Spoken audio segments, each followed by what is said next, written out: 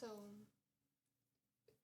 you can probably tell, but I'm kind of redecorating my room.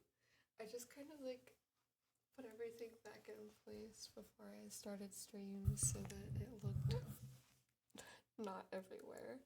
I mean, honestly, everything was just everywhere. But I'm putting up some red behind everything, and I think it's going to look good. And then I want to get a rug to put in here.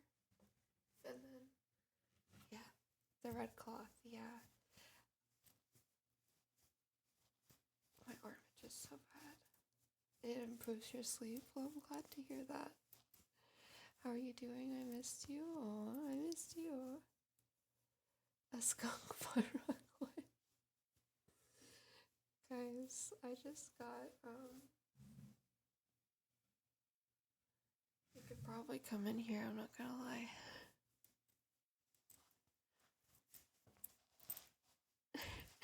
I need to make a new ASMR video, and everyone wants like the POV I put out a poll for, so that'll be my next one. Chris, thank you so much for the sub. I love and appreciate you so much. How was everyone's day? How was your day, Chris? And everyone else, of course. I hope everyone had a good day. I had an amazing day. I went and I got some retail therapy done, and I got some new jewelry to put in because, guys, I know you needed. I know you need a new ASMR video. I'm sorry, I kind of got a little bit loud there. I'm sorry. But my cat's scratching at my door. But I went and I got new jewelry and stuff. I think I might get my girls pierced. I've been wanting it done for like years. Thank you so much for the 100 bits, Chris. I love you so much. Your night is going good. That's good to hear. Hi, Green Bean. You need sleep. Get some sleep, Kebab Man. Mushrooms on Mars. Thank you so much for the 40 bits. I don't know. I don't see it, but I'm assuming you guys see it. Spider, I seen your message. I responded to you already. I will fall asleep to this. Oh, well, I sure hope so. That's the goal. I'm gonna let my cat in here and hope he doesn't harass me.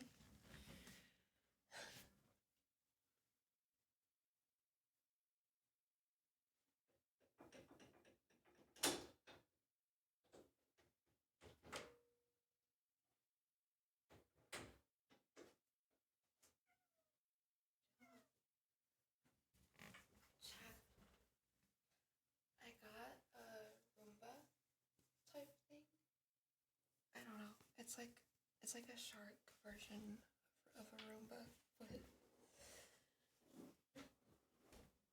I am reading more of the book. I got it right here. How could I not? I'm obsessed. I want to know what happens next. I can't not read more. So I was supposed to play horror games tonight, but yes, we are reading the book. I'm gonna mute so I can drink a little bit of water.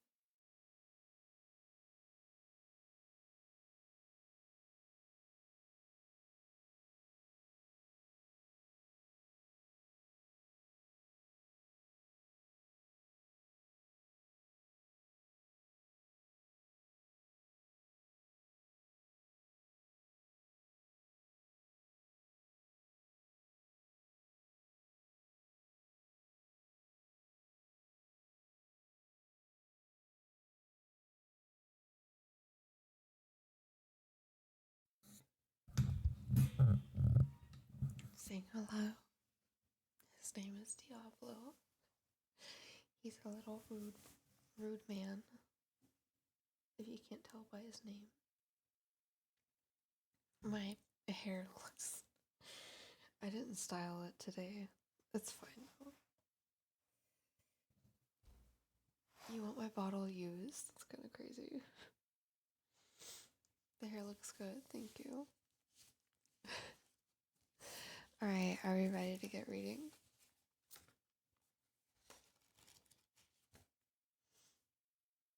Okay. You'd clone. That's crazy. Okay. feel like I gotta sneeze again at some point. Jais, thank you so much. Combo. It doesn't really tell me anything about it, but oh god, I hope my volume isn't up. Okay, good.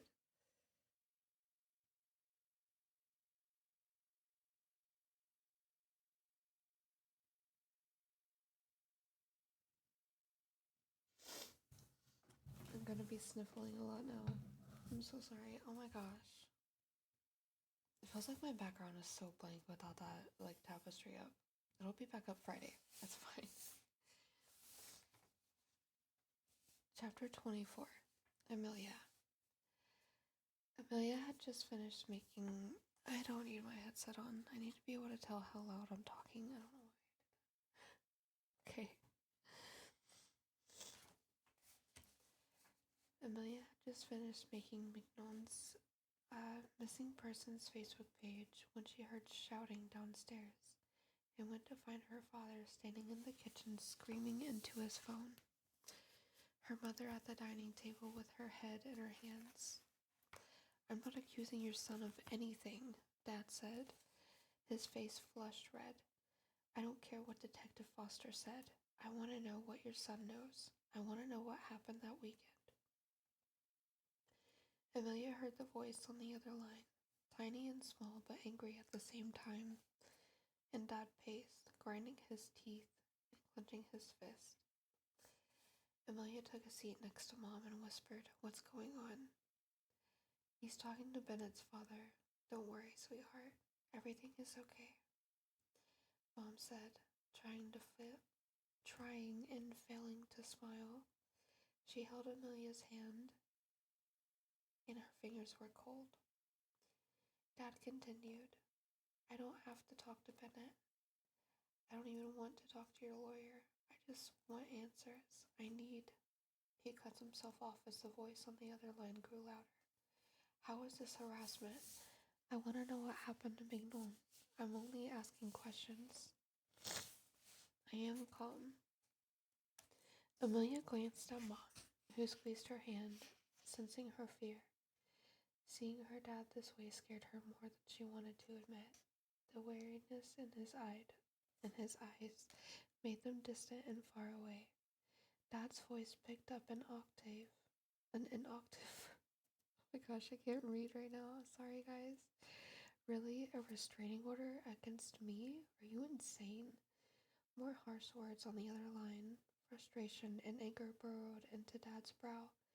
Fine, get a restraining order. I don't care.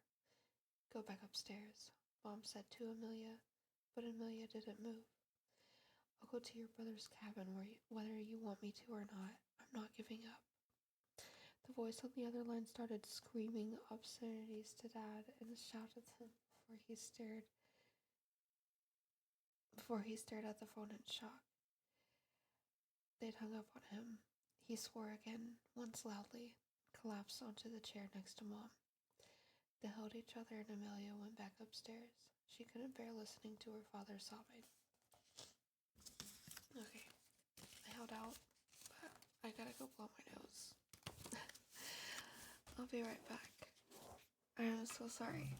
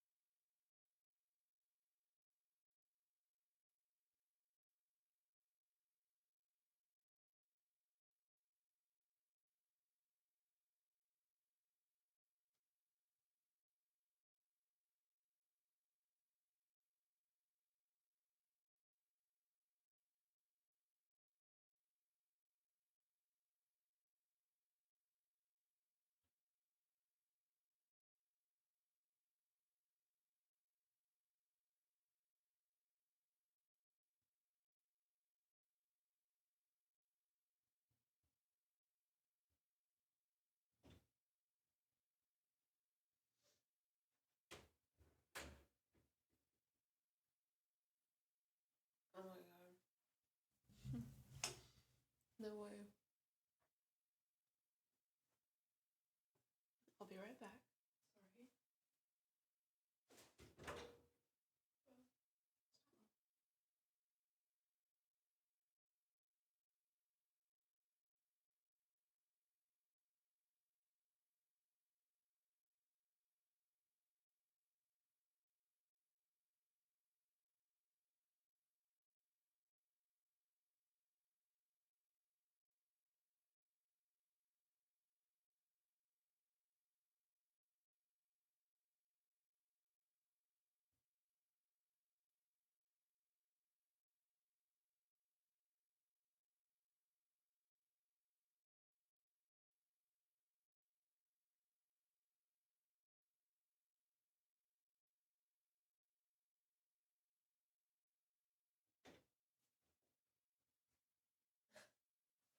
Sorry.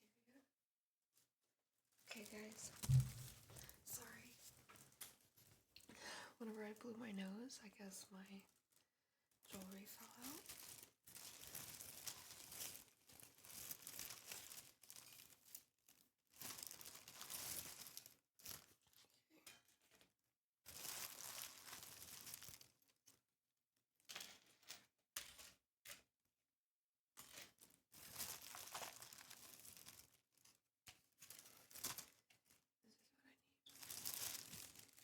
Sorry if that's loud.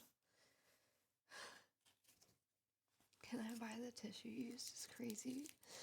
Fluke's Point, thank you so much for the sub. I appreciate you so much.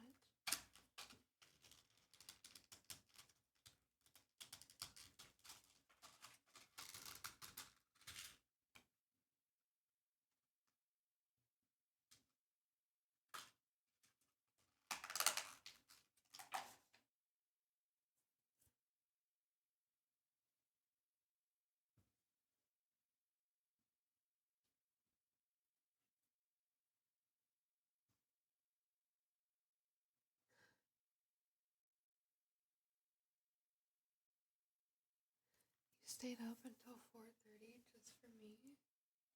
Oh, sweet.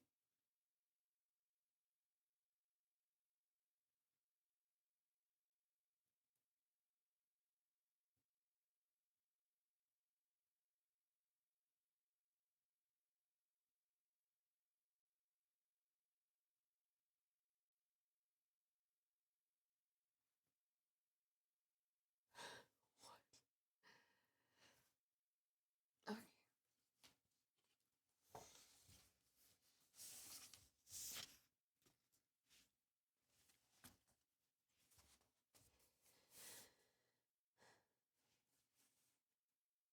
Detective Foster didn't bother telling them that Bennett had been brought in for questioning. The next morning, they found out for themselves in the local newspaper, the Eureka Post. Person of interest question in missing girls case. Person of interest, it says, not suspect. Amelia pointed to the headline and glanced at her parents over the table. Shouldn't it say suspect? Mom and Dad both looked grim. Mom took the newspaper out of Amelia's hands, folded it up, and shoved it in the trash. She called the police station and found out that Bennett had been released shortly after questioning. Amelia hated feeling this helpless. At least Bennett's name was out there for the whole city to see, and everyone was talking about it. But the community was split. The reporter who wrote the article had interviewed Mignon's classmates, neighbors, teachers, and most people had a lot of nice things to say about her, but some thought Bennett was innocent. Despite the fact that he was the last person to see her, people had reason to doubt any foul play. He's a good kid. What a terrible thing to go through. There's no evidence Bennett did anything. That girl ran away. Simple. Weeks passed, and still no Mignon. All that remained was the life she'd left behind. Amelia stood in the doorway to Mignon's room, taking it all in. Mignon's flower duvet cover, her stuffed animals, Mr. Pig, her favorite, all of it untouched. The room had a musty smell. It surrounded Amelia's head like a cloud. Some fresh air would help, but then it wouldn't smell like Mignon anymore. All Amelia wanted to do was bury her face into Mignon's back as she hugged her so tightly. Mignon would complain and make a fuss. She wanted to ask her where she'd gone, what she'd been up to, why she hadn't called. She wanted to hear her voice again, even if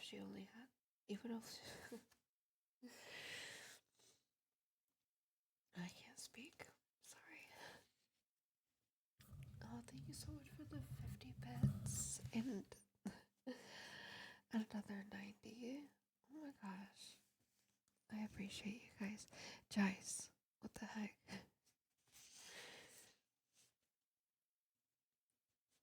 That's crazy.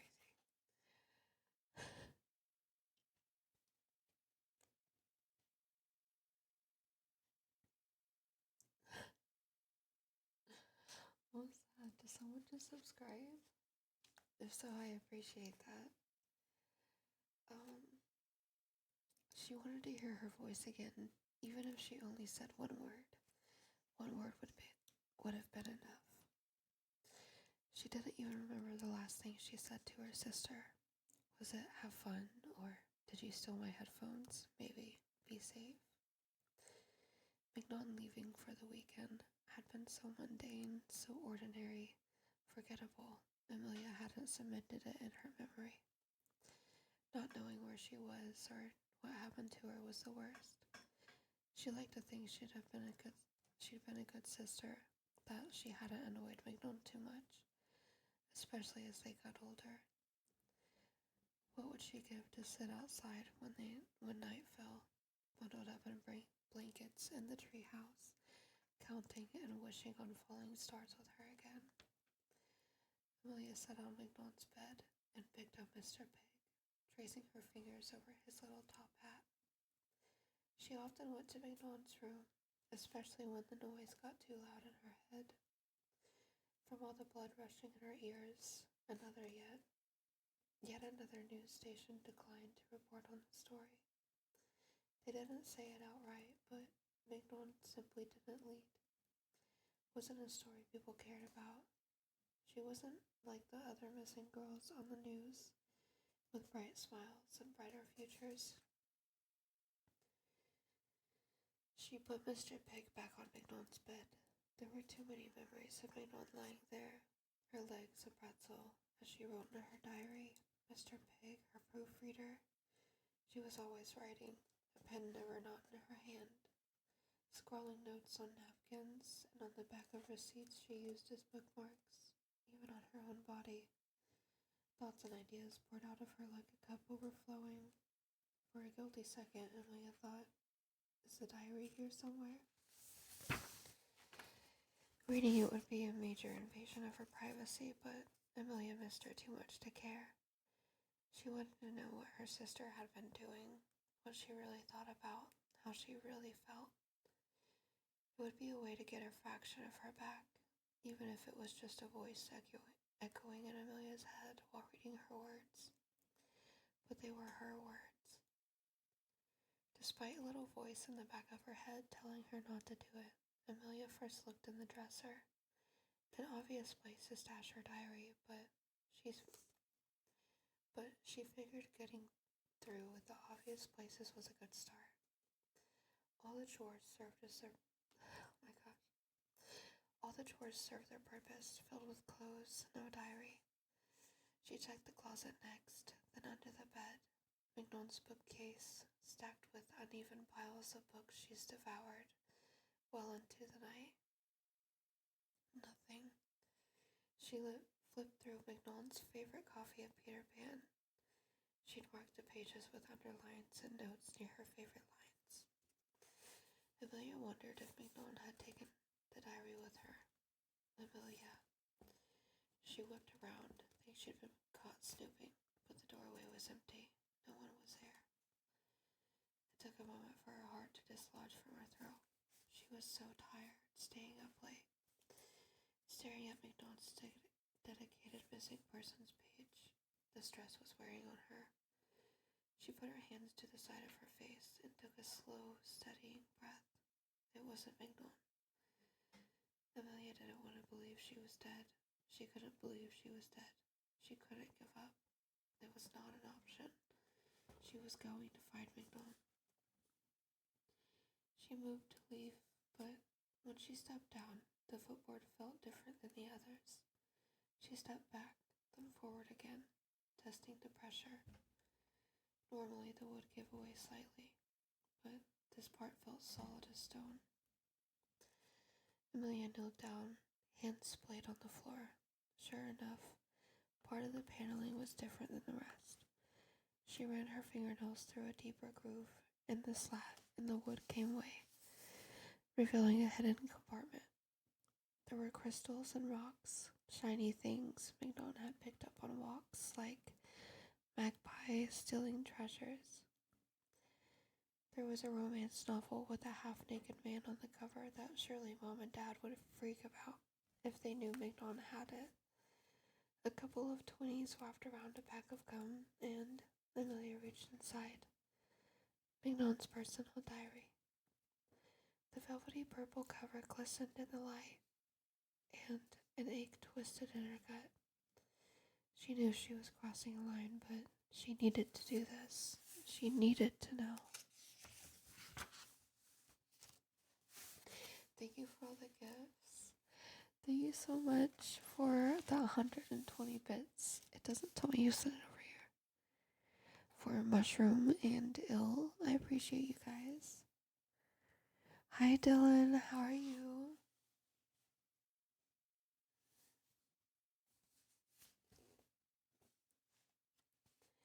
Chapter 25. Mignon. Diary entry 7-15. I don't know if I've changed or he has. Maybe both of us have, but I think I need to break up with Bennett. No, not I think. I need to break up with Bennett. Ugh, I can't stop. I need to stop doing that. I think, and I think. As if I'm always so unsure about everything. I know how I feel, even if it's like I'm not sure. Sometimes I feel so happy being with him, and other times it doesn't make sense. I know. I'm not sure I even know why I feel this way. There's so much to like about Bennett, and he's so sweet, but at the same time, I wonder if this is how it's supposed to be. He's so thoughtful and remembers the littlest things about me. It's like he thinks about me all the time. And I'd be lying if I said I wasn't flattered all the time. But at the same time, I feel like I'm suffocating. He says he loves me. Then why am I not happy? I thought if someone says they love you, that it's one of the best feelings in the world. I really thought I was happy, honestly. But I feel like we're not meant for each other. I can't picture myself being with him anymore. But I feel like the more I try to push away, the tighter he holds on. I'll wait until after the weekend trip with him. One last hurrah. He's been looking forward to it. I don't want to hurt his feelings, but I know it's inevitable. After this weekend, we're done.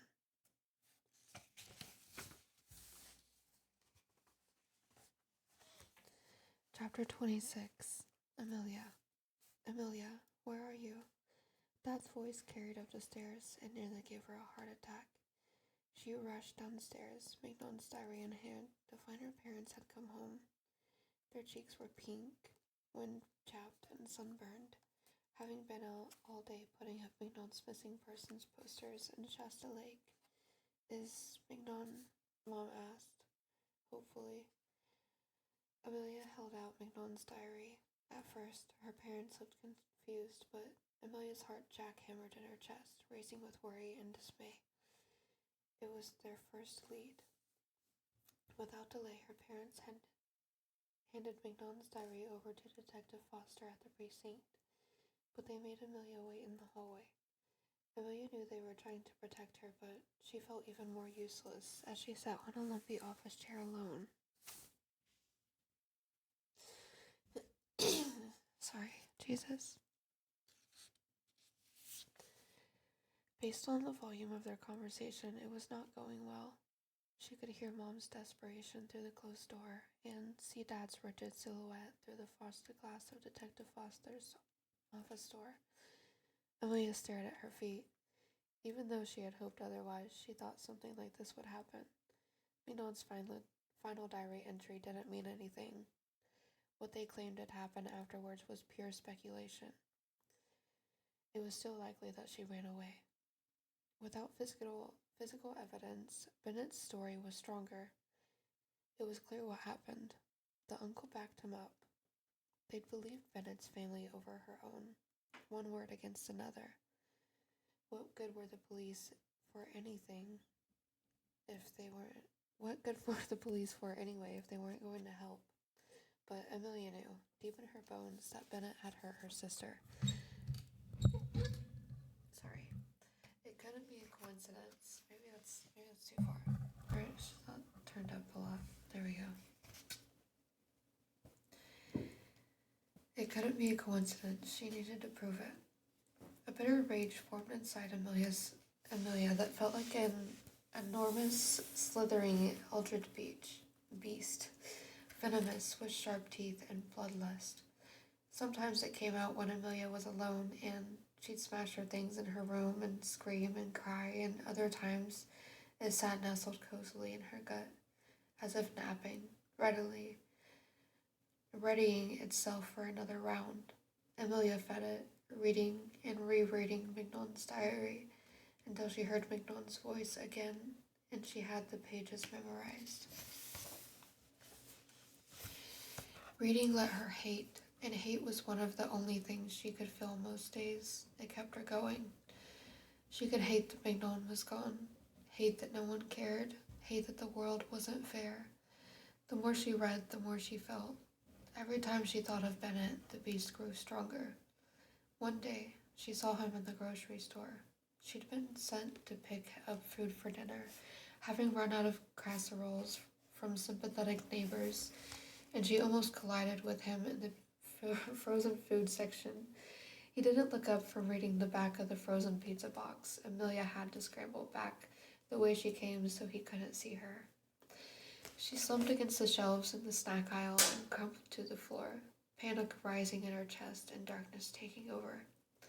The police had questioned Bennett again about the diary entry, asking whether Mignon had broken up with him, but he stuck to his story. She had run away without warning. Everyone took Bennett at his word. It was like his voice had simply drowned out Mignon's, like she was silent and invisible, the way people had always expected her to be, even though Mignon had never conformed to their stereotypes, had always been loud and impossible to ignore, until now. Amelia felt like a predator, peering around the corner, watching silently as Bennett closed the freezer door and headed away from her, pizza box in a cart. I keep saying pizza for some reason, pizza. A couple of elderly women from church recognized him at the end and smiled, patting him kindly on the hand and offering words of encouragement. Even from afar, she could hear one of them say, "It must be terrible what you're going through." Fury made everything white hot. She imagined what it would be like if she charged and tackled Bennett, pummeling her fist into his face, demanding to know what he'd done to Mignon. Hearing the shrieks of shocked onlookers, feeling the sickly, warm, sticky blood of his mouth coating her knuckles. But reality snapped back into focus, and she looked down to see that her palm was slicking with her own blood. Her fingernails have dug so deep that there were little red crescent moons there. She wiped her hands on her jeans. She didn't know anything about Bennett. They'd barely even been in the same room together. He never paid attention to her. He barely even knew her name. Besides, who would want to hang out with his girlfriend's younger sister? He was older, cooler, carried himself with a confidence only boys could. Amelia was just background noise. The beast inside her gnashed its teeth and foamed at the mouth. She saw nothing but red. No one could prove that Bennett had anything to do with Mignon's disappearance. Not when he was so well liked in the community, so handsome and thoughtful. Had anyone... He had anyone he wanted wrapped around his finger. He could play the part of a concerned, worried boyfriend who was still trying to find Mignon. Mignon could be out there somewhere, and he knew her last whereabouts. Without a body, she would be forever missing. Hope was like a wound, and if not properly cared for, it festered. It turned sour and acrid. The Lee family was not immune. After a certain amount of time, never-ending hope had turned into finger-pointing. Missing persons posters, faded and torn from telephone poles, a Facebook page that stopped getting updates. Calls to police and news stations weren't worth it anymore. Mignon had been gone for a year, not a sign of her, not even a cryptic message in the mail. Mignon was never coming back. The reality had been hard to swallow. Amelia didn't want to give up. She refused, but it wasn't because she was stronger than anyone else, or more desperate to find Mignon. It was because she was fueled by something else entirely, the beast in her soul, a spark of darkness that she worried if I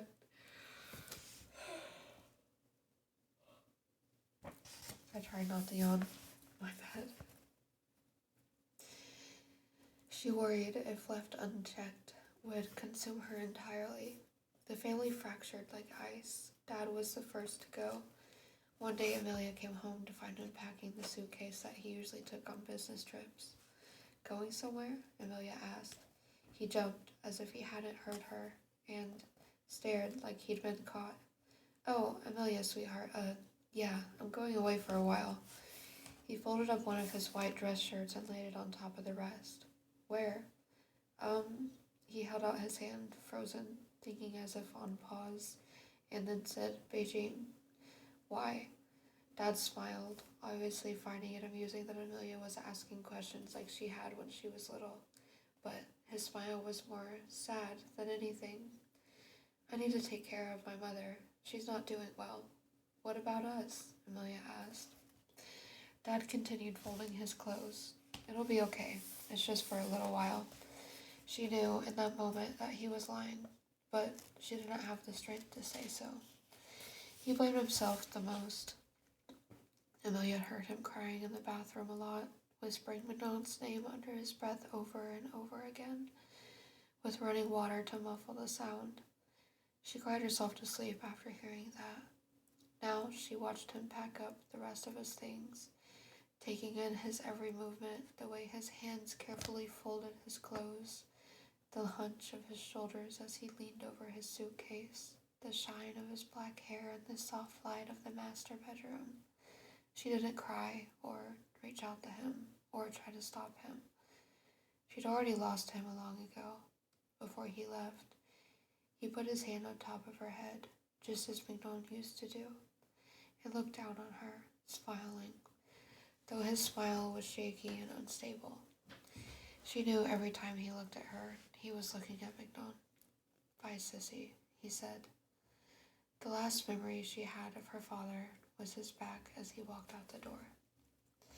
Mom was never the same. She continued to go to work at the hospital, but every day she'd come home, she looked more tired, haggard, shoulders slumped, and eyes vacant.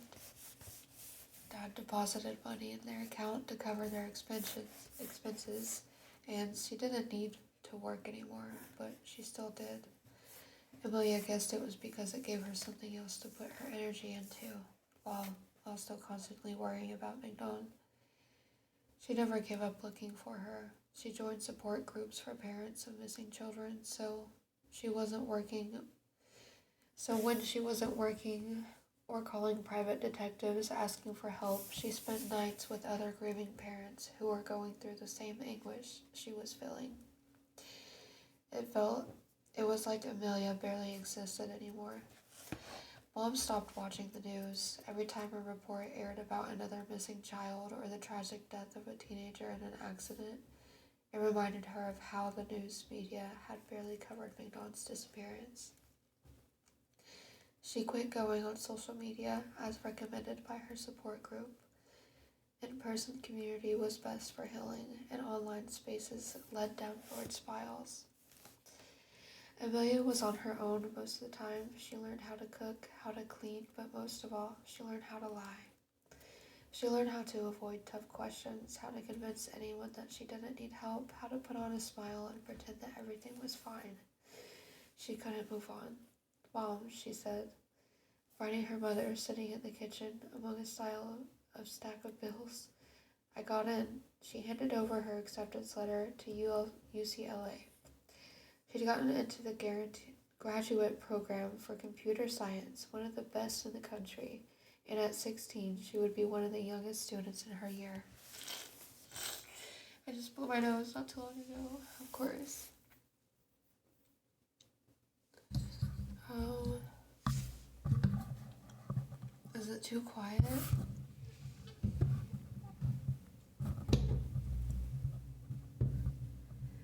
I didn't even go to Comic-Con, but I went to TwitchCon, if that's what you mean. Her mother's eyes shined when she looked at the letter, but Amelia felt hollow on the inside. She didn't have the heart to tell her mom that she wasn't planning to attend. What was the point of anything anymore? Mom hugged her tight and told her she was proud of her. And Amelia went through the motions. Thank you. Will you be okay here? Amelia asked, looking at the stack of papers on the table. Mom's hair had turned gray since Mignon vanished. She looked smaller and frail, sitting in the kitchen that now seemed too big for her alone. Mom smiled, silver lining her eyes. She said, "Of course." Her voice was thick with a sob, sitting heavy in the back of her throat. You need to live your life. Don't let anything hold you back. Amelia wanted to believe that, but she felt guilty at the same time.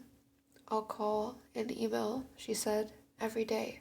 And she meant it, but Amelia needed to move out. The house reminded her too much of Mignon. Her ghost was everywhere. She could feel her wherever she went, hear her, sometimes see her, her raven black hair, her warm eyes, her laugh. Amelia never told her mother. It would only break her heart. She was sure Mignon haunted her too. Amelia knew she should do what her mother said, try to move on, and still, even though she had a healthy allowance and independence and a chance to start over, she couldn't. She'd become obsessed with the life she'd lost. She was unraveling at the seams, and she only had one person to blame.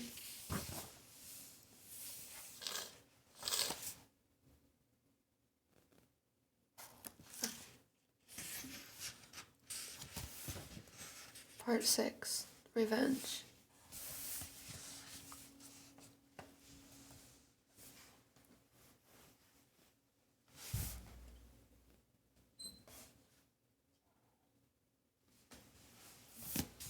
I'll be right back.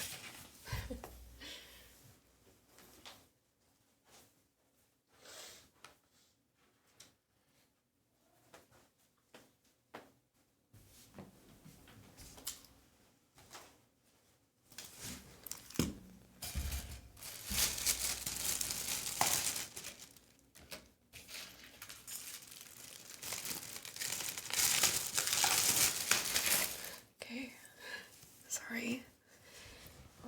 Sorry, TikTok, my phone is on 8%, so I am going to go ahead and end my stream on here. If you want to keep hearing the story, I am streaming on Twitch. So, yeah, you can come watch on there if you would like. If not, that's okay. Thank you for 11,000 likes. I love you guys. Thank you so much for all of the gifts. This is the book, Going Dark by Melissa De La Cruz. I love you guys, and I will see you later. Bye. Okay. And my phone is dying so quickly.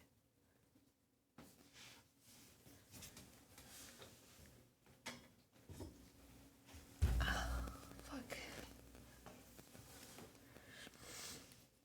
I really want to hit my vape. Blinker time? Hell yeah. Cheers.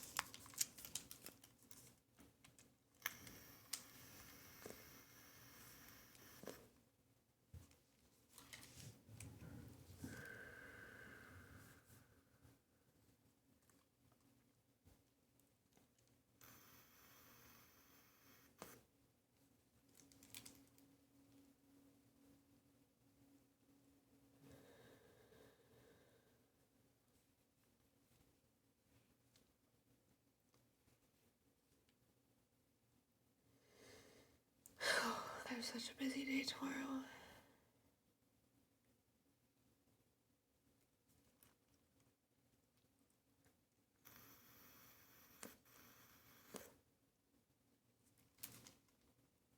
Sorry, I'm looking at my messages real quick.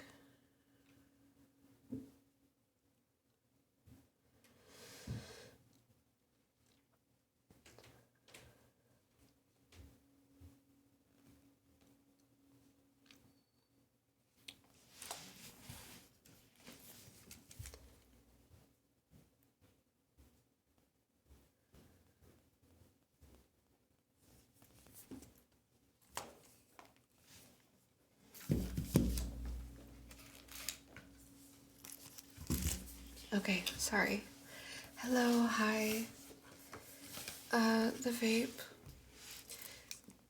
I honestly don't even know. I just got it because they didn't have the one I was getting, and they stopped doing, geek bars, so I need to stop vaping. I'm trying, I can't, it's fine. It's gonna happen eventually. Y'all are gonna see me vape free. I've been trying for so long. You're probably not even here anymore. I just now seen it. But thank you for the smile and good night, Ghost. Okay.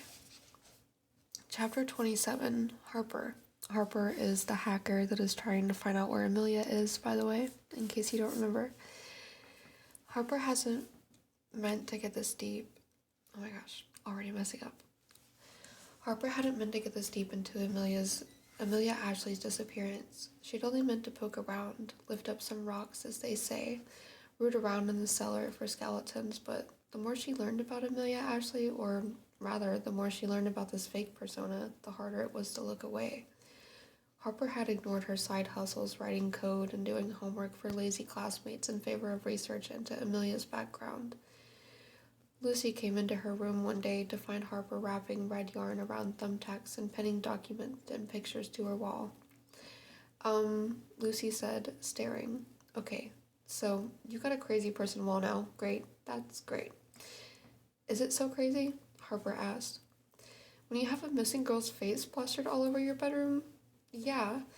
Harper did not appreciate the sentiment.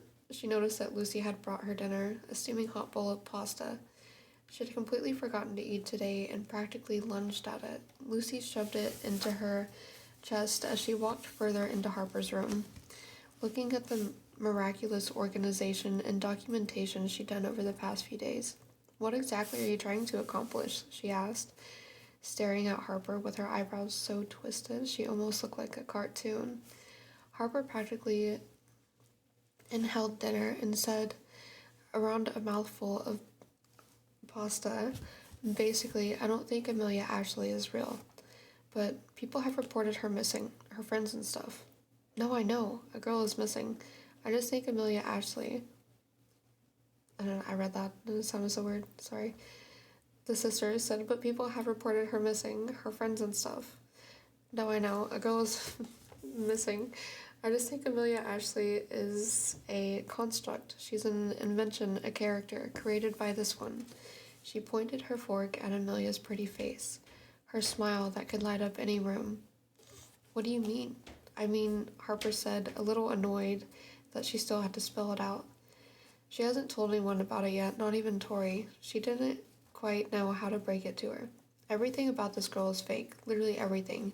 Usually folks who get really famous online have entire web pages dedicated to them, like where they grew up, their birthday, everything the internet has on her is all fiction, almost like she made it that way. So like a real life lonely girl? Not quite. I think it's bigger than that. Harper chewed and swallowed, then put down the now empty bowl on her desk. No, I think she really is missing. She's gone totally dark. I can't find her using any of her social accounts, passports, or her credit cards. Okay, stalker. Not funny. I only took a peek, a small glance at her charge history. No big deal. Lucy frowned. Harper, that is a big deal. That's the definition of a big deal. What if you get caught? I won't get caught. I'm good at this. Lucy didn't seem to share that opinion. She crossed her arms over her chest and stared at the wall. It would take an awful lot of work for all this to make make up a whole new person, she said. So what's the point then? Why do all of this? That's the real question, isn't it? Said Harper. So I dug a little deeper, then I found this. She opened her laptop and found the file of Amelia Ashley's confessional. This is the last video she ever uploaded, Harper said. She had it saved on a file on her desktop, and she played it for Lucy. They watched Amelia's tear-streaked face in the dark room, her barely muffled sobs, and her small, quiet voice say, "And when I think about my parents, oh God, they won't survive this again." Lucy shivered. "That's so creepy, turn it off." Harper did and closed her laptop. She too thought it was creepy. But she'd watched that video so many times, it had lost its effect on her. What does Amelia mean by again, though? Harper's eyes sparkled, and she held up a finger. Exactly my question. So I started digging. And I started with Josh Reuter. She pointed to his photo on the wall. The concerned boyfriend? Come on, you really believe that? Harper asked, incredulously. No, I'm just quoting the papers. Harper cracked a smile. Anyway, it got me thinking. If there was nothing real about Amelia Ashley, then the best place to find some answers was Josh Reuter. And guess what? Let me guess, he's fake too? Not quite. She pulled a sheet paper down from the wall and handed it to Lucy. As Lucy read it over, her eyes got wider. "Where'd you find this?" she asked. "Suddenly you don't disapprove of my methods?" "Harper, come on, a background check is bound to draw some attention." "Luckily, I wasn't the one who did it. The San Diego police did it for me. I just happened to intercept and make a coffee on its way. No one is any the wiser. Pay notice when things go missing. People notice when things go missing. People don't notice when it's just a coffee." Lucy made a noise like she wanted to sound impressed, but she still wanted to be the voice of reason in the situation. You went through all this for that? You went through all that for this?" It was worth it to verify some rumors. It started a few rumblings, got lost in the fervor, and the flood of hashtags, but the background check proves it. A few people on Twitter said they recognized him, but he'd been going by a different name before he moved to San Diego. Lucy looked at the copy of the background check, her eyes pinched in thought. Okay, so Josh Reuter isn't his name. Big deal. Lots of people change their names. Not when they've been previously tied to another missing persons case. Okay. Chat. I heard that air fryer. How did you know that was an air fryer? First of all, how did you know that was an air fryer? All you could hear was a beep, right? Ain't no way the mic is that loud. I need to get some kind of like sound suppression shit or something, because like what the fuck. I don't have Dino Nuggies, unfortunately. Oh shit, I forgot to do the thing. Oh, I think my mouse is dying.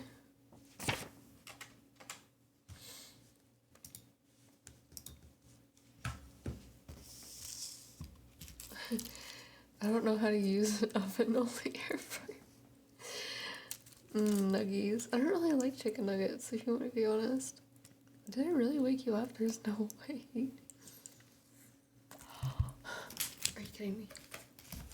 Everything's dying.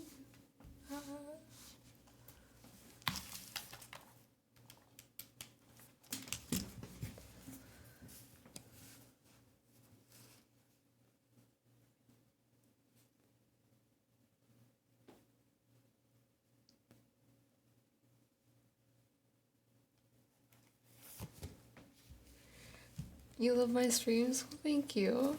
Hope you're having a nice night. Your makeup is always stunning. Thank you.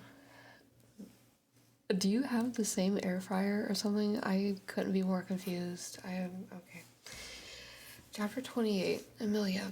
1 year earlier. "There you are, Bennett," Amelia said, staring at her computer screen with a small, hungry smile. "Huh, I guess you do look like Josh. Josh Reuter." She said the name with an upswing, the way you might call someone big shot or hot stuff. His last name had remained the same, but according to San Diego State Freshman Photography Portfolio exhibit, he'd started going by his middle name, Joshua. Are you sure you want to do this? Mignon asked. Ever since Amelia moved out, Mignon had to come with her. She watched Amelia from a corner of her bedroom in her new apartment. She filled in the emptiness of every space, coming and going in Amelia's mind when she was feeling particularly lonely or needed someone to talk to.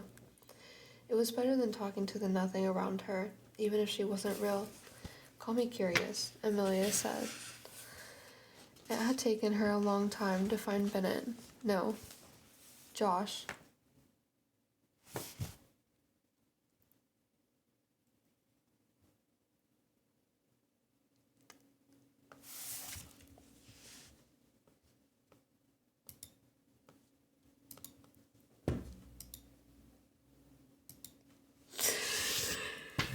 Chat! Oh my god. No way. No fucking way.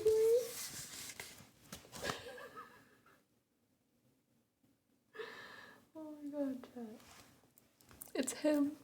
I had a feeling, and it is. It's him. He was good at hiding, particularly a shapeshifter, a wolf in sheep's clothing. He was free to walk around, live his life, go to college, perhaps waiting to take another girl up to his family's cabin, only for her to never be seen again. A couple months had gone by since she'd last seen him, but he hadn't changed all that much. He was 18 now. Mignon should be 18 now, too. He was in college. Mignon should be in college now. He was alive. And Mignon should be. A part of Amelia wanted to believe that Mignon was alive and out there somewhere, that she really had run away to pursue her dream of traveling the world, but a realistic part of her knew that that wasn't true. Mignon was dead. She died that weekend in Shasta Lake. Amelia might have known it that first day when she didn't come home, but it hadn't felt real until she'd sat with Mignon's absent for so long, and the hold she'd left behind had become septic. Amelia clicked on his profile. He'd taken a self-portrait, capturing his elegant face, his wavy hair, his charming smile, leaning casually against a brick wall. His biography read, Josh Reuter is an award-winning portrait photography specializing in human form and movement. He uses classic techniques with the eye of artists to create imagery that appeals to the tension between light and dark, the duality of man and nature, of motion and stillness. Click here for Josh's social media. All his photos were in the exhibit were of pretty women, mostly young women, posed wearing flowing gowns and flower crowns. She clicked on each photo, looking at the faces of his models and seeing Mignon staring back. The Mignon in the corner of her room somewhere behind her looked at his photos too. He's good, she said. He's reductive, Amelia said, but Josh did have an eye for composition.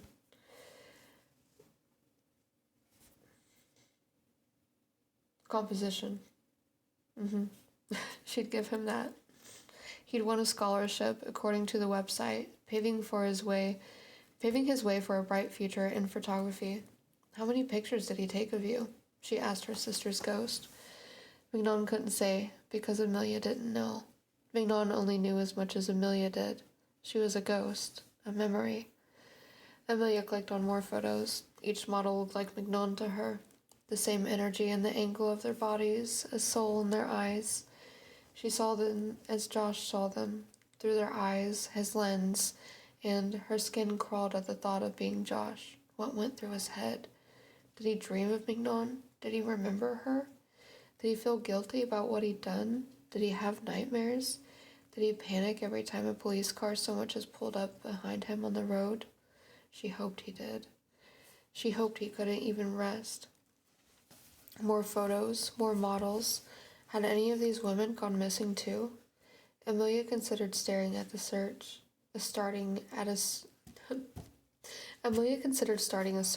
Amelia, you're exhausted. You should rest. I'm not tired. Her eyes ached. She'd been stalking Josh Ritter's online footprint all day. She had completely forgotten to eat, to drink, to stand up, and her joints ached from sitting hunched over her keyboard until her voice cracked and the words felt hard on her tongue. Why does Josh get to live when you don't? She asked. Mignon didn't answer. She was back in her corner, peering at Amelia through the fringe of her dark bangs. Josh was free, and Mignon was dead. The injustice of it was an open wound, seeing into her gut like acid, the beast feeding on it. What are you going to do? Mignon asked. Amelia hadn't realized she was planning anything, not until that moment. She hadn't even noticed the plan taking shape in her mind, the edges of it becoming a solid thing she could grab onto. To catch the monster, she had to become one. Such a lovely voice. Thank you. Yes, Josh's Bennett. Josh's Bennett.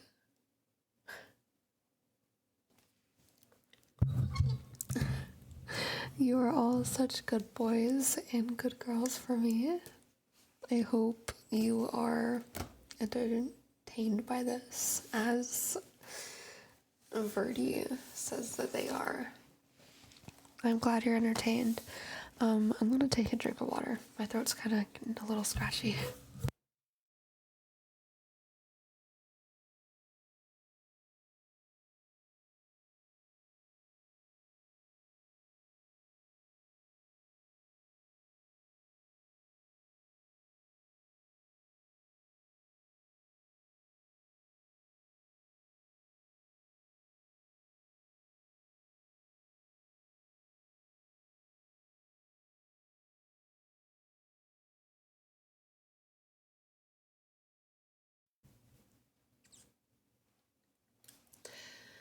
Chapter 29.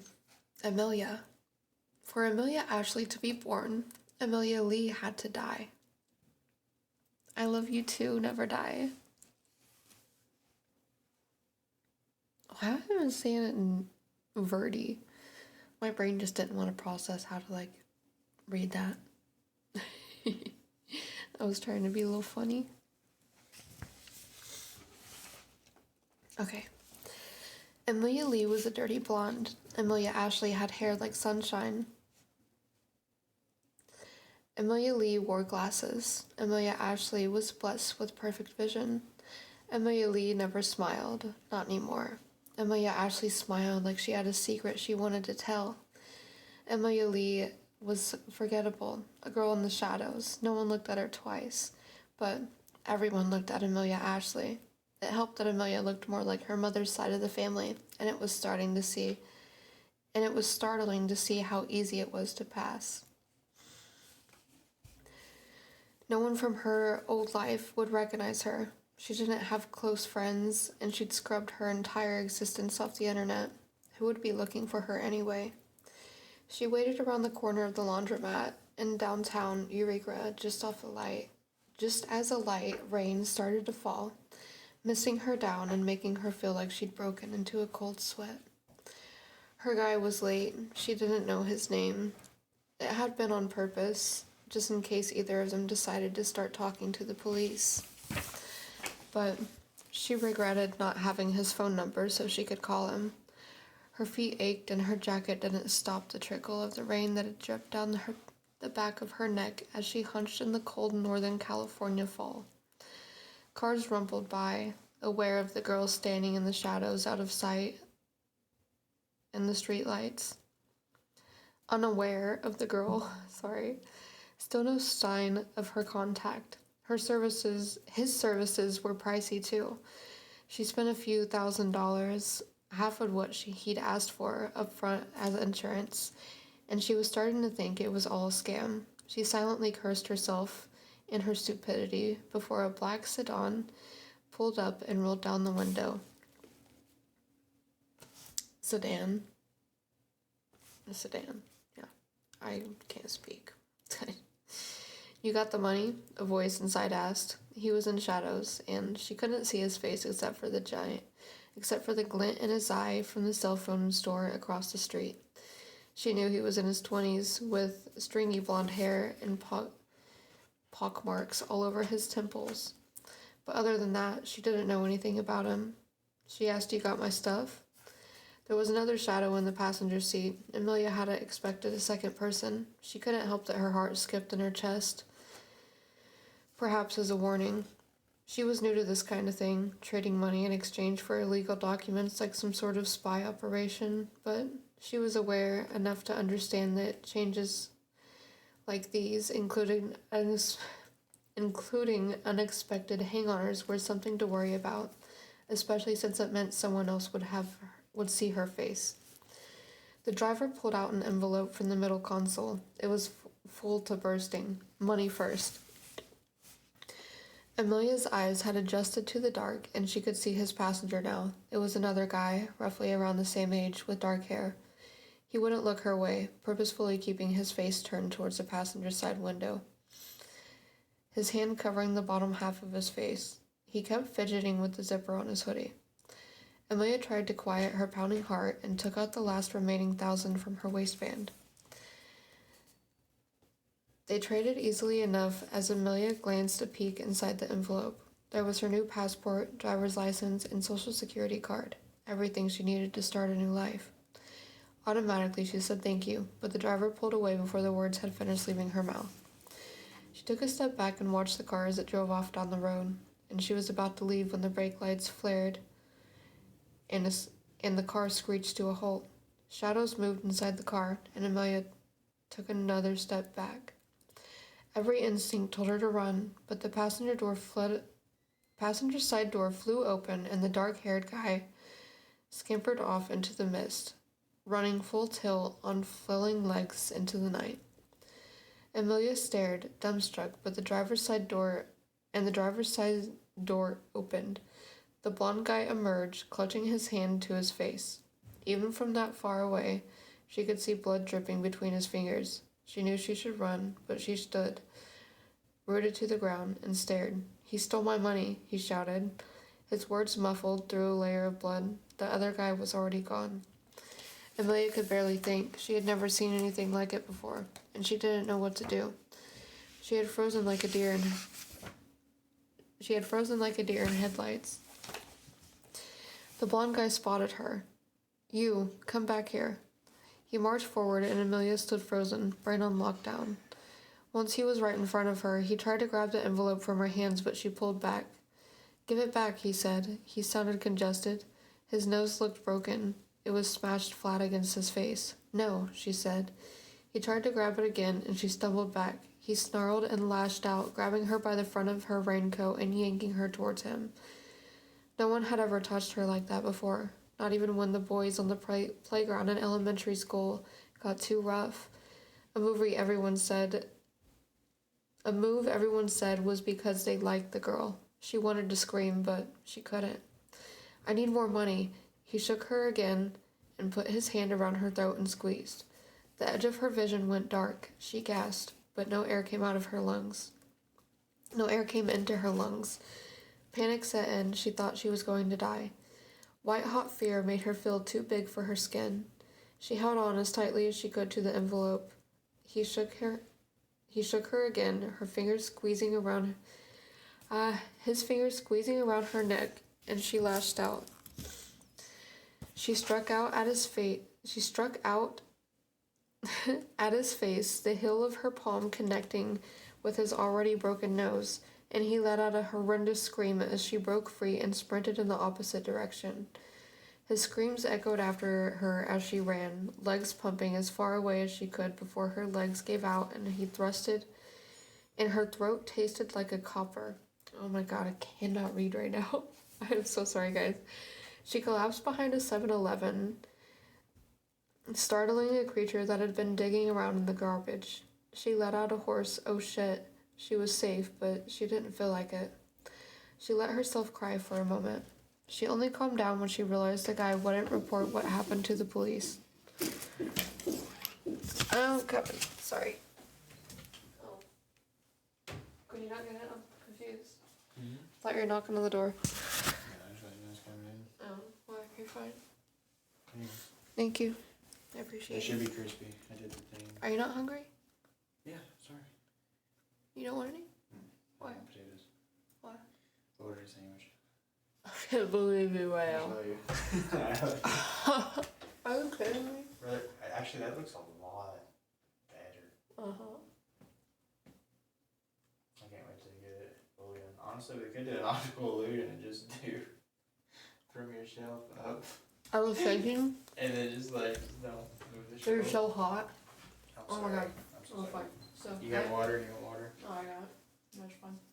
Or I had an anything idea, but else? no, it's fine. I got it. Okay. Why? An idea. So, the red looks nice, right? Mm-hmm. But it looks kind of plain. I had an idea of like getting like black lace fabric and putting it on top of the red. Like with hot glue or something? And it's like layering it Probably or just staple it as well. staple it in? Okay, yeah. Yeah, That'd be sick. I feel like that'd look better. That would, yeah. It'd add texture to it. Yeah. We've got that Friday. I think you could probably get 10 yards for about $200. So, and I think 10 yards would do this, that. I could probably do, honestly, I could probably cut pieces of the other one to do just the top of your door frame. Yeah, I mean, I have fabric like marker, Mhm. like chalk, so I can just like draw it where it needs to be cut. Yeah. Once it's stapled on there, and then I can cut that section out for Yeah. the door. Honestly, you could get like frames like that and put all your like your bugs and stuff we can do like. Yeah, I thought about thinking Thing about on the putting wall. my like scorpions and the little like fox or whatever stuff Mhm. up there. Okay, that'd be cool. Okay. Okay. Thank you. Have ice cream, man. I will. It is a Slipknot hoodie. Yeah, it's Cage Man. Okay, Jice, chill out, bro. Chill out. He fed me, so. Is there like a mukbang, category on Twitch?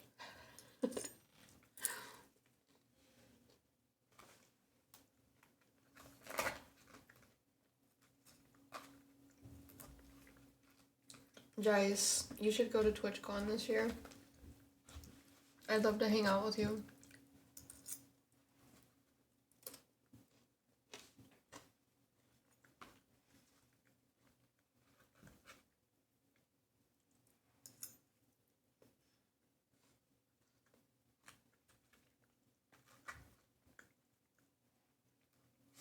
It's in October.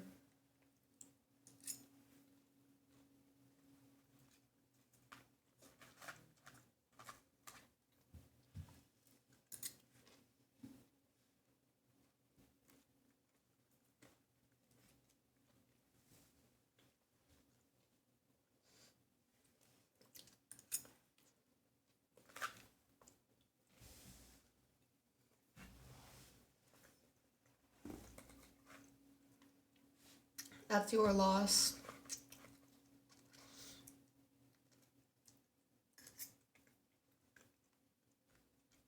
That's your lost milk.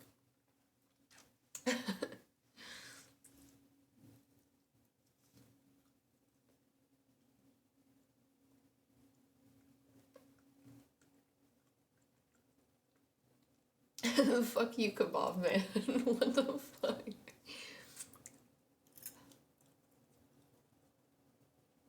Mm-hmm.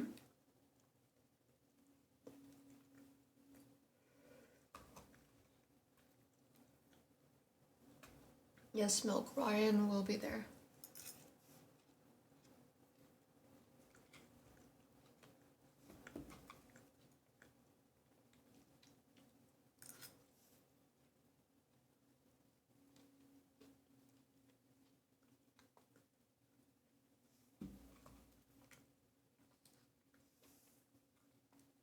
What, you want me to eat you?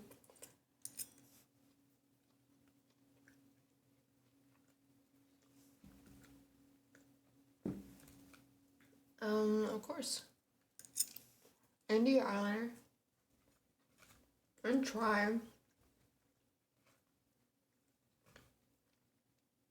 I'm not the best at doing makeup on other people in my experience, but I can try my best.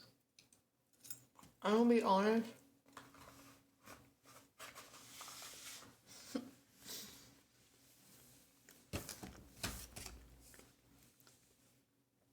I'm about to be so real with you guys. It damn near touches my hairline. Right? Like, sometimes it does. I'm not gonna lie to you. And they're hella uneven. Like, I don't know, I kind of fixed them today, but I don't know, this one looks like it goes up further today, a little bit. Yeah. It's never perfect. Also, I done my makeup in 15 minutes today, and I've had it on since like noon, so it's already gone at this point. You like my links? I just bought, actually, I think I need to open it. If this is what I think it is. Let me mute myself for a second.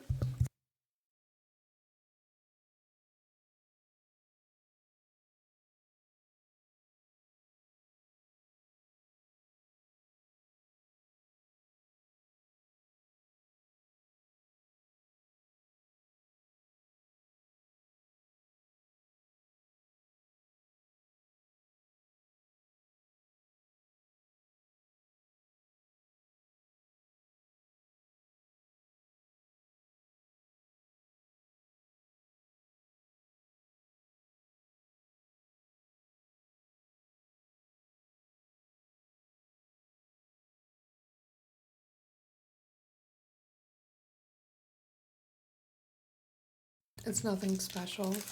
I just needed a half size because mine, like, are these acrylic? Oh my god, are these glass? Are these glass tapers?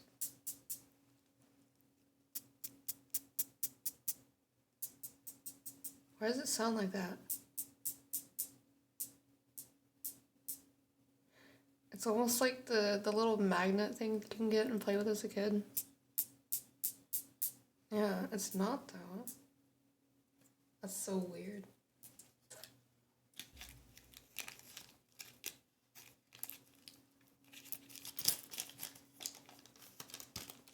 Anyways, more food. I'm starving. Sorry, guys.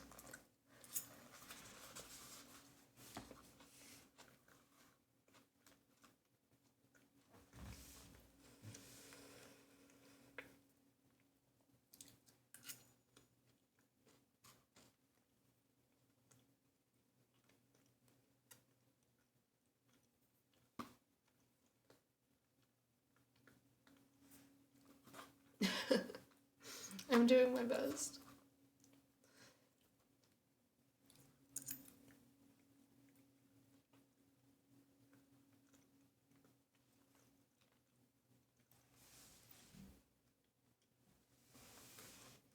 Okay. I don't know why I'm catching strays over here. I didn't do anything wrong.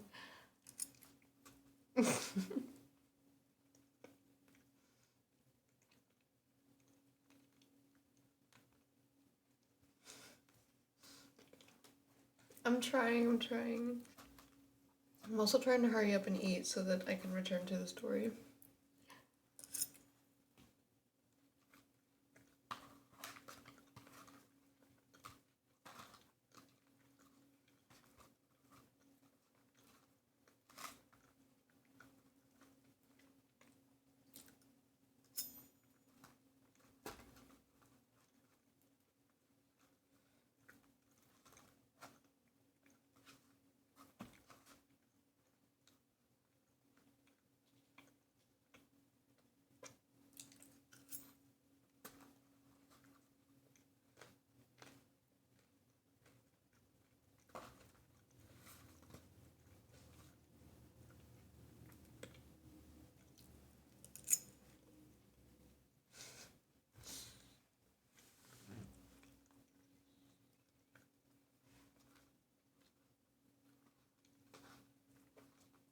I don't even know exactly how tall I am.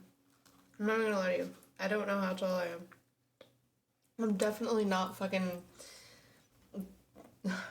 whatever you said, like 4 something.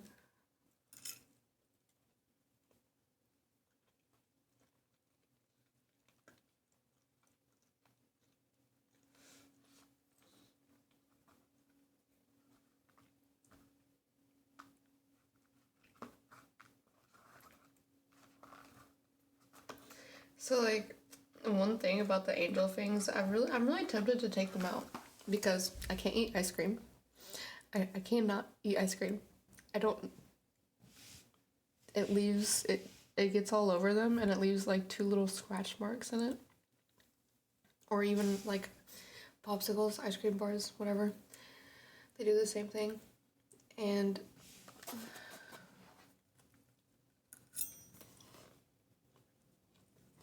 like 5'5", 5'6".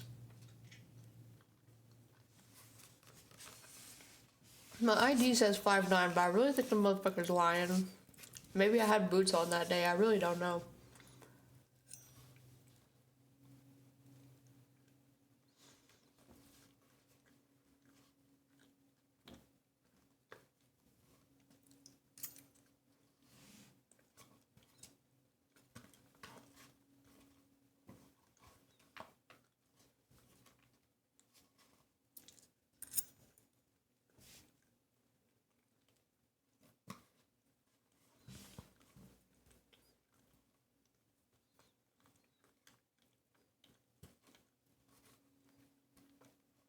My ID says my height, my weight, my eye color.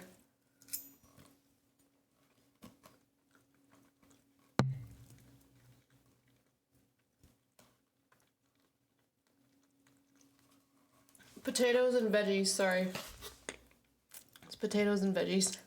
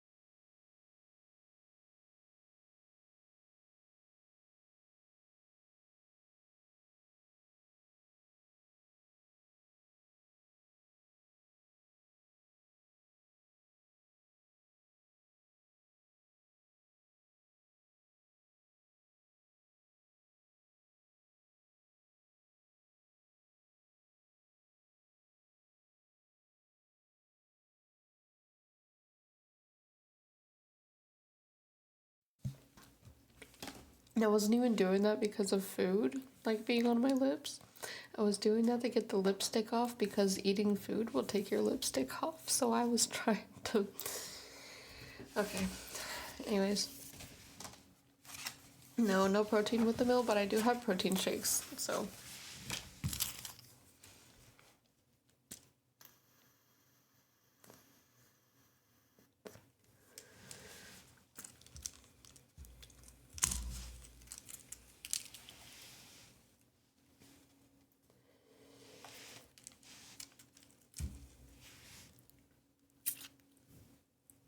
Okay.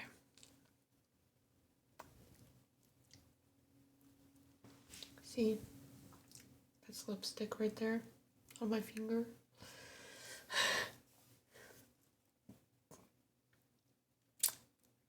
Well.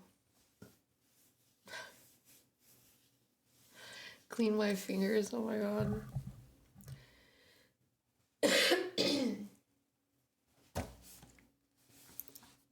Okay, back to the book. She only calmed down when she realized the guy wouldn't report what had happened to the police. He'd be crazy to say that he'd been mugged after selling fake IDs. Mignon watched her stop from the dumpster. Watched her atop the dumpster, knees to her chest, her head tilted to one side as Amelia caught her breath.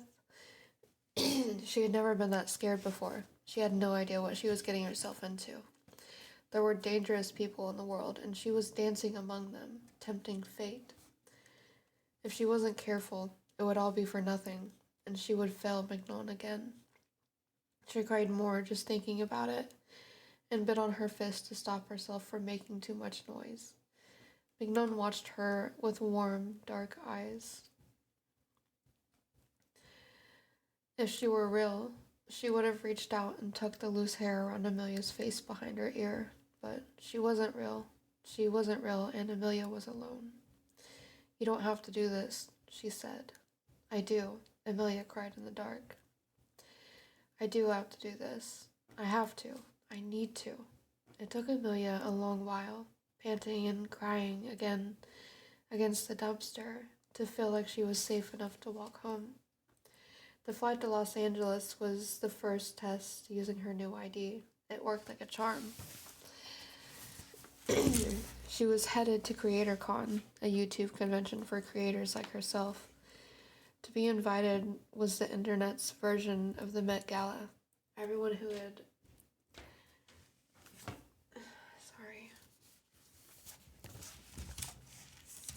Everyone who was anyone was there.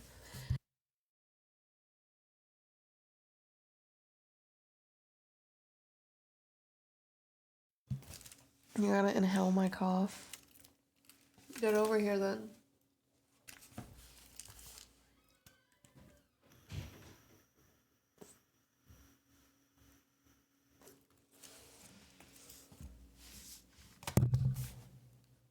Sorry.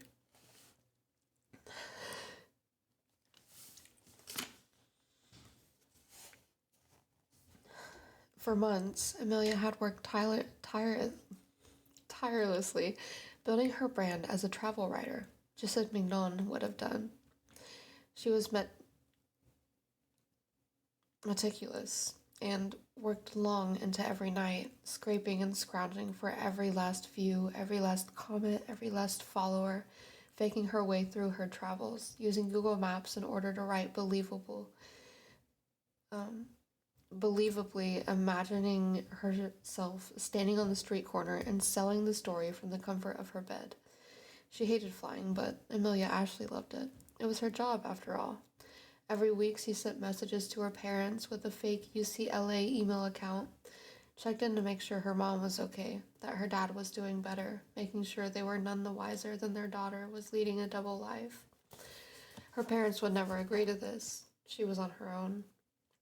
But as she worked, she came to genuinely care about the online life she had made for herself. She was doing something only few could dream about. She was a full-time content creator. She scoffed at the term initially, but a part of her soul had emptied out into Amelia Ashley. It made her real, and it paid off. Through the crowd, Amelia spotted Sarah Speck amongst a small group of other beautiful women in the middle convention hall floor. Most of them filming vlogs for their own YouTube channels, showing the world just how much fun they were having. Sarah noticed Amelia as she approached and waved her arm over her head. Amelia! She and Sarah Speck had connected online through Amelia's travel blog. Amelia was moving to Rome to start her new fashion. Sarah was moving to Rome to start her new fashion line, and she'd been on the lookout for travel tips. They'd hit it off immediately. Sarah couldn't run out of the nice things to say about Amelia and her work. Amelia's cross-promotion with Sarah was already boosting her blog. Amelia genuinely liked Sarah, but there was a gaping canyon between them that only Amelia knew existed. The lonely part of her wanted to confide in someone being a bubbly, if not a little gossipy internet celebrity, but she knew it wasn't impossible. Maybe in another life, she and Sarah could have been friends for real. Amelia put on a wide smile and waved back to Sarah, seeing her in person after having chatted for so long. Online, seeing a nervous thrill down her spine, but Amelia Ashley wouldn't be so meek. Amelia Ashley was a creator. She belonged here. Sarah stepped away from her group to greet Ashley, sweeping her up into a big hug. You are definitely a big deal, Sarah said, gesturing to the vendor booths and swarm of co-gooners.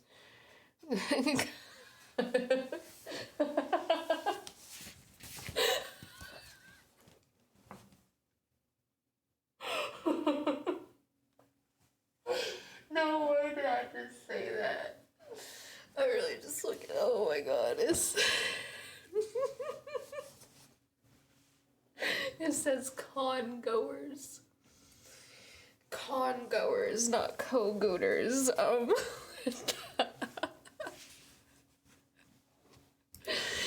Oh my fucking god, no way, I just done that, dude. Okay.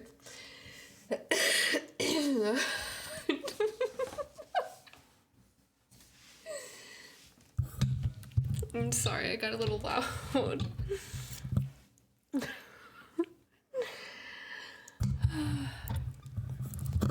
Good night, Wolfman. I love you so much, and I hope you sleep well. Sorry, my mommy voice doesn't exactly sound the best because my sinuses are acting up, so I hope this is good enough. Oh, oh my god. Where was I? Oh.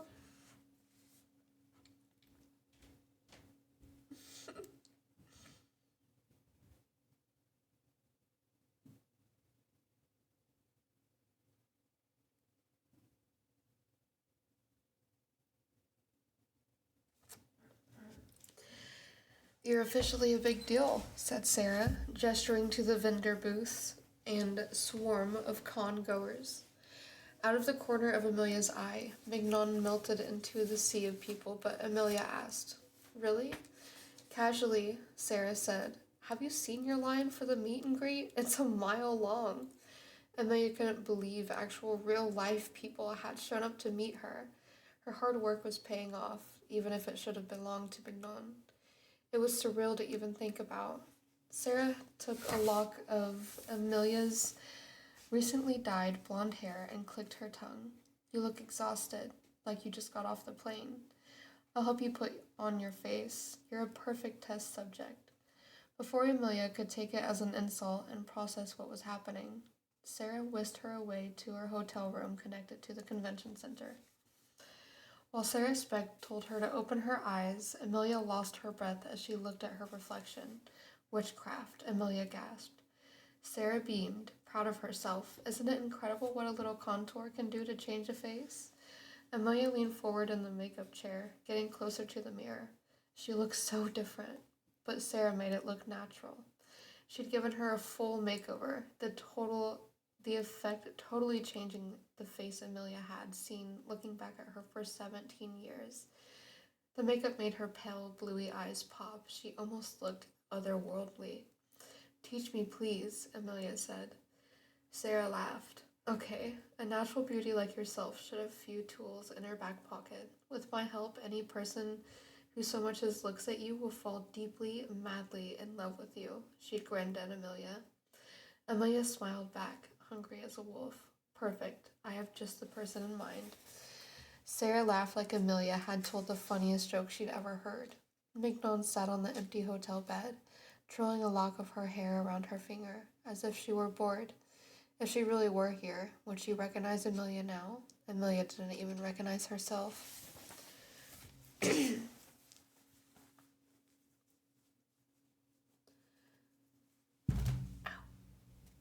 Yeah, my stream schedule is in the Discord server. If you put !socials, it's in there. And you do have to be 18 and up. So it is ID verified. So if you don't feel comfortable sending someone your ID, I suggest not joining. Well, you can still view the stream schedule without being ID verified, so you can join if you want to see the schedule, but you can't access anything else, really. Chapter 30, Amelia. Amelia looked out the window, taking in her new view. Wind rattled the window panes. It was a blustery summer day. the gust making a tree branch scratch the glass like fingernails. San Diego was a much larger city than Eureka. The size of it somehow made her feel more anonymous, like she could be swallowed up by it. The air smelled dusty in her new apartment, a studio in North Park. What do you think? The landlord, a weary man named Ed with a bald spot on in the face of a bulldog, stood just inside the apartment. He lingered by the door, watching Amelia take in her surroundings, hopeful that he wouldn't have to sit on an empty apartment in his database any longer. He sounded as if he wanted to be anywhere else but there. He had other business to attend to. But Amelia took her time. It's perfect, she said. There were dead flies on the windowsill, even more dried husks pinched in the window pane rail, crust to dust from the countless openings and closings to let in the chewable San Diego air. She didn't care. Where'd you say you were from again? Ed asked. I didn't. Ed was either trying to flirt with her or he was nosy. Both options were annoying. And you said you're 19? Why do you ask? You don't look 19. A chill raked down her spine. She hated the way he looked at her. She planned on changing the locks as soon as she could. Will you take cash? She asked, turning to him. Can't argue with that. She paid 6 months up front. His eye widened when he was handed the wad of cash. Here's the keys to your door and your mailbox, he said, handing them over, looking her up and down. Mignon stood behind Ed, peered over his shoulder. You know he's ogling you, Amelia. Nothing I can't handle, she said. What's that? Ed asked, eyebrows pushed together like fighting caterpillars. Mignon had taken up an invisible spot in the opposite corner of the room. Nothing, Amelia said, putting on her best smile, one she'd practiced in the mirror for hours on end. It disarmed, but she wielded it like a knife, precise and shiny. Fortunately, Ed didn't bother checking her credit. If he had, he'd found it was perfect. Amelia didn't plan on being problematic tenant anyways. When she got what she came for, she'd be gone before anyone was the wiser. If anything, no one would even notice she was there. When he left, still counting the 6 months' rent in his hand, Amelia stood in the middle of her empty apartment for a long while, taking in the subtle sounds and smells it has to offer. She thought of this place as a set, like a television show, and planned to furnish it with the things that Amelia Ashley would like. Fairy lights, aesthetically pleasing patterns on fabrics and pillows. Amelia Ashley liked bold but tasteful colors, sensible clothes like flats and leggings, so she could move and breathe, but she knew how to present herself as if she were always waiting for the camera to be pointed her way. But she also needed to furnish it with things that she liked, things that reminded her of home, and the only things she allowed herself to include were pictures from Mignon's travel books. She couldn't afford to bring anything else from her home life into this place. It was too risky. She needed to start over and be Amelia Ashley. And she couldn't bring her mom's CDs or her dad's books. She couldn't even bring her stuffed animals, even though all she wanted to do was curl up in bed with Mr. Peanut, her stuffed elephant, and never leave. But she had work to do. The only thing she brought with her to the apartment was her backpack. All it had inside was a change of clothes, Mignon's copy of Peter Pan, and her wallet, and she tossed it to the wall, where it thumped to the floor.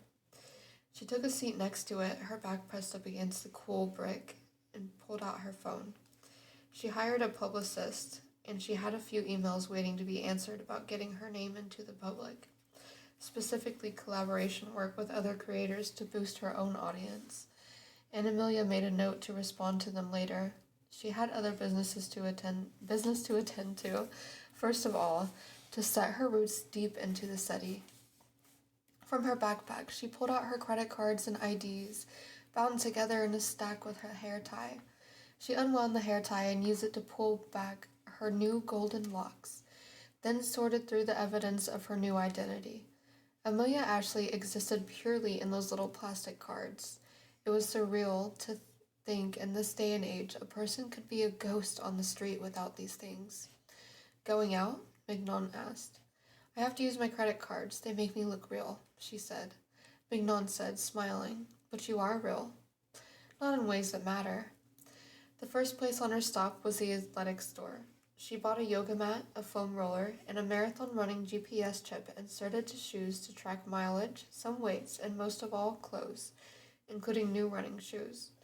Amelia Ashley cared for comfortable, but chic athleisure, signaling that she has means, but she could afford to not try so hard. She was building a history for Amelia, a legacy. Amelia's style would reflect that. Leggings, flowing cotton tops, sporty but cozy at the same time. As she tried on each outfit, Mignon stood behind her in the mirror, giving a thumbs up or thumbs down.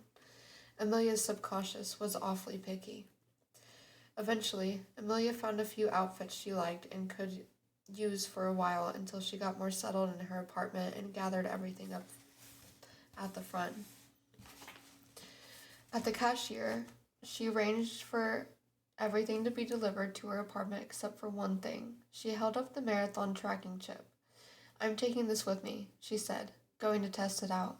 Sure, the cashier said, using a smile designed for customers only.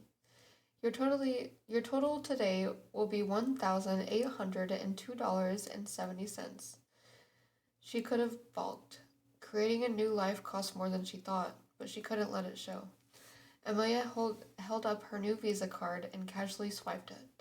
On the outside, she looked calm and collected, but on the inside, her heart was hammering. This was the moment of truth. A second ticked by, but it felt like an eternity. Either her fake identity had been flagged, or her accounts had been terminated, or, surely enough, the credit card reader turned green. Thank you. Come again.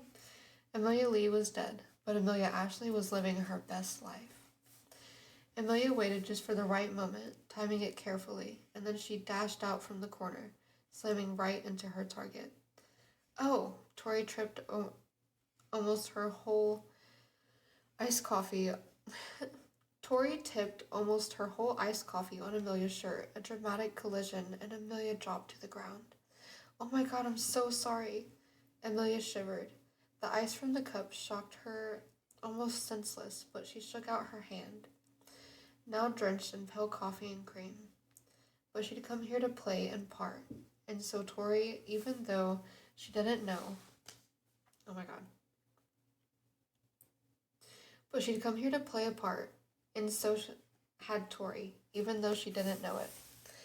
Amelia said, I'm such a klutz. I didn't know where I was going. Oh no.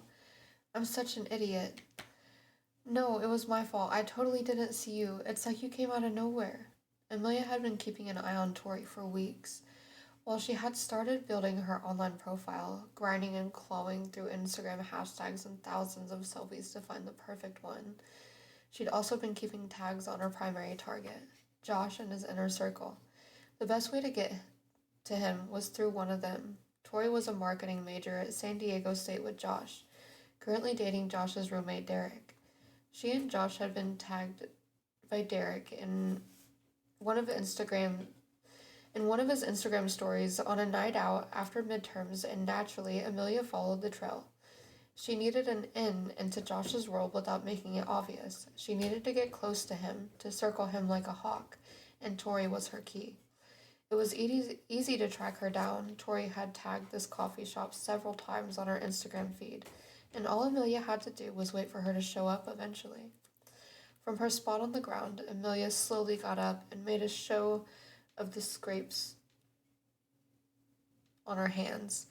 Blood had already bloomed from her pale skin, and it stood out against the dirt and small pebbles that stuck to the cuts. Your shirt is totally ruined, Tori exclaimed, and you're bleeding. Her hands hovered over Amelia's wet t-shirt, frantic and unsure, as if unsure what to do. It's fine, I'm okay, really, Amelia winced, towing the line between acting and hamming it up. She needed to sell it, but still make Tori want to help, make her feel like it was wrong, a wrong that needed to be right. Goodness. Good night, Bleed Green. Sleep well.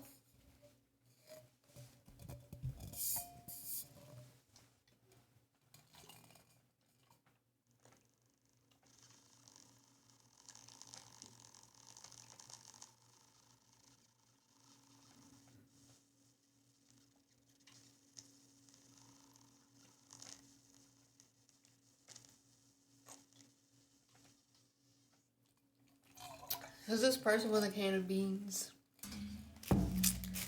I don't know who the person with a can of beans is. Am I attracted to myself? Honestly, yes. I mean, looking at myself sometimes, I'm just like, nice. You know? Anybody else feel the same way, or is it just me?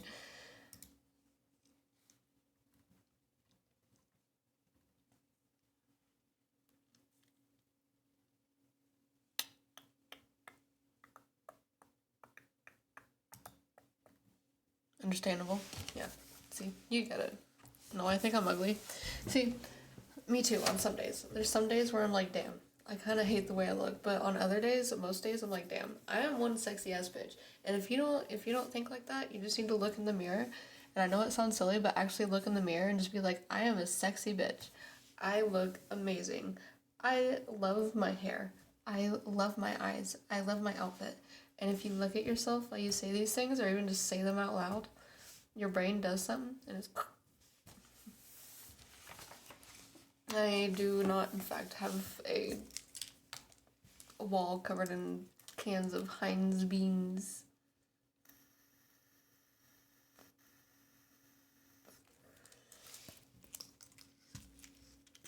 An oiled potato, an overboiled potato is crazy, kebab man. I want more of that, I'm not gonna lie.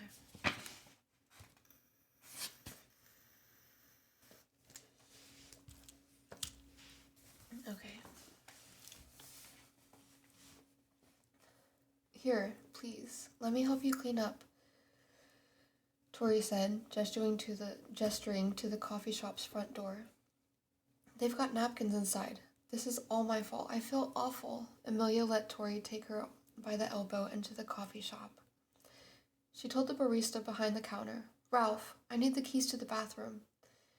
The bathroom only had one toilet, and Tori planted Amelia on top of it, while Tori wet some napkins she'd taken from the cafe with the sink water and dabbed at the scrapes on Amelia's palms. She clutched like a hen when she saw the damage. Amelia watched her as Tori winced, cringing at the blood, and wetting more napkins. A part of her felt bad for using Tori in this way. It wasn't Tori's fault that she was friends with the killer, but another part of her, a cold and dead part, said it was necessary. Tori had a role to play in all of this. It was for the greater good. You're bleeding a lot, Tori said. Sorry if it stings. She was a good person. Amelia was not. How would she react if Amelia told her, right then and there, what Josh had done?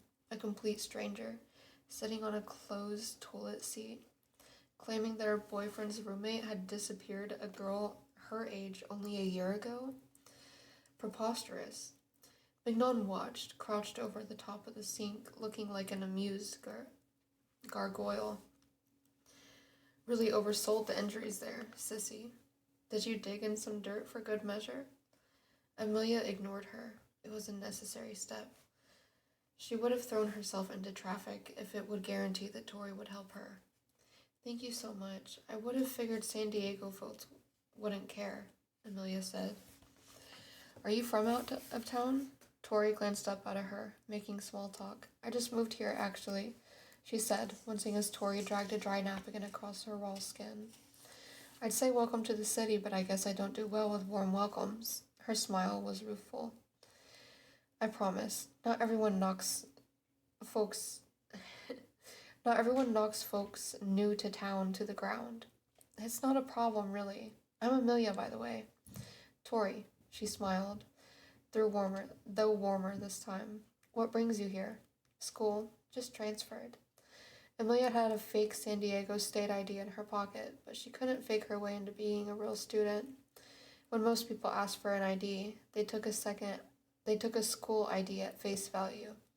It got her halfway through the door. Thankfully, Tori didn't ask to see it. She wasn't as paranoid as Amelia would have been. What school? San Diego State. Crazy, me too. Amelia smiled. How fun. Maybe we'll have some classes together. I've always wanted to move to the West Coast. Oh, where are you from? Nowhere, really. Middle of nowhere. USA. I'm not I'm sure it's not nowhere. Where you grow up is always special. Coming here should be like a second home. And there I went, barging right into you like a bull, ruining everything. Again, I'm so sorry. Seriously, no worries. I live nearby, actually. I'll go home and change. It's just up on Morrison. Oh, no way. I live on Campbell. We're practically neighbors. Of course, Amelia knew that. She had entire folders on her laptop dedicated to Josh and his friends. She smiled. It's nice to know that there are some good people in the city. Tori smiled back, and for a split second, Amelia almost thought she saw Mignon in her eyes. Her heart hurt, and she swallowed a thick bubble of emotion that had started moving up her throat. She hated using someone as nice as Tori as a pawn, but she had come too far to turn back now. This girl deserved to be free of Josh, just as much as Mignon had, didn't she? I don't know anyone here. Do you know of any places to hang out and meet people? She asked. Tori threw away the used napkins and put her hands on her hips. It just so happens that me and my boyfriend are going on to celebrate a friend's birthday. You should come, get a feel for everything. You seem pretty cool, not like an axe murderer. Yeah, Amelia said, smiling. She knew whose birthday it was. Josh's. He was turning 19. She'd had everything about him permanently seared into her brain. Her heart pounded. She couldn't believe this was happening. She was already so close. She'd only had to give up everything to do it. Sounds fun. Okay. I think that is where we're going to leave off tonight, chat. Okay. If you are still here and you are awake, what do you think? What do you think about what's happened so far? Thank you, Brady. A space potato, hell yeah. What do you mean? Wait, it sounds nice. I don't know what to think right now. You haven't gotten to my favorite part yet? Well, I can't wait until I do, because I want to know what the hell is happening right now.